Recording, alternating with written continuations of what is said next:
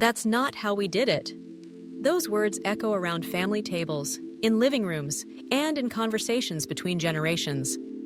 For many elders, this phrase isn't about laying down the law or clinging to authority. It's actually about seeking comfort in what's familiar.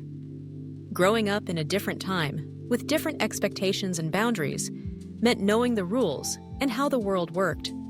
But as years pass and society changes, those old rules often fade away, replaced by new customs, new technologies, and new challenges. Suddenly, the familiar becomes foreign. The world feels less predictable. And in the face of so much change, it's only natural to reach for the past as an anchor. But here's the catch.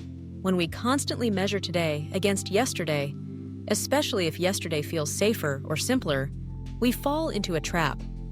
This comparison may validate our experience, making us feel wise and rooted. But it can also invalidate the growth and choices of younger generations, leaving them feeling criticized or misunderstood. The result? Frustration, disconnection, and a growing gap between those who remember the way it was and those trying to navigate the way it is. Why is it so easy to fall into this mindset? It's not just nostalgia. The truth is, our brains are wired to seek out patterns. Patterns help us feel safe, capable, and in control. At the same time, our hearts are drawn to legacy, the desire to see our values and lessons live on. So when we see newer generations making different choices, it can trigger deep, sometimes uncomfortable questions. Did I do it wrong? Am I being left behind? Do my experiences still matter? But here's the truth. Honoring the past doesn't mean insisting it must be repeated. Letting go of old patterns doesn't erase their value. Instead, it allows new growth to take root alongside tradition. We don't have to forget where we came from to make room for where we're going. So, how can we escape the trap of generational comparison while still holding on to what matters most? Here are 3 practical ways to start. First, shift from judgment to curiosity. Instead of asking, "Why are you doing it like that?" Try, "What's the reason behind this choice?" Curiosity opens the door to understanding, while judgment slams it shut. You might be surprised at the thoughtful reasons behind new approaches, and this simple shift can turn tension into meaningful conversation. Second, tell your story without making it the rule. It's powerful to share, "Here's how we did it," or "This is what worked for me."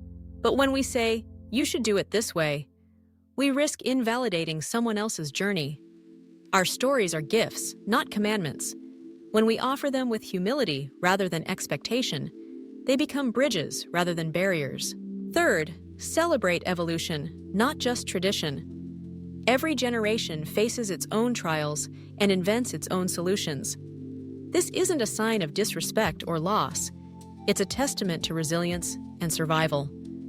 When we recognize that adaptation is as important as tradition, we create space for family bonds to grow stronger with each new chapter.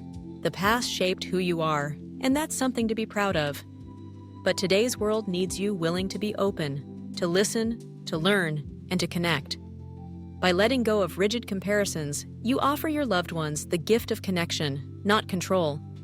You honor both your roots and your shared future. What's one tradition you've had to let go of, or one you're reimagining in a new way? Share your experience and join the conversation.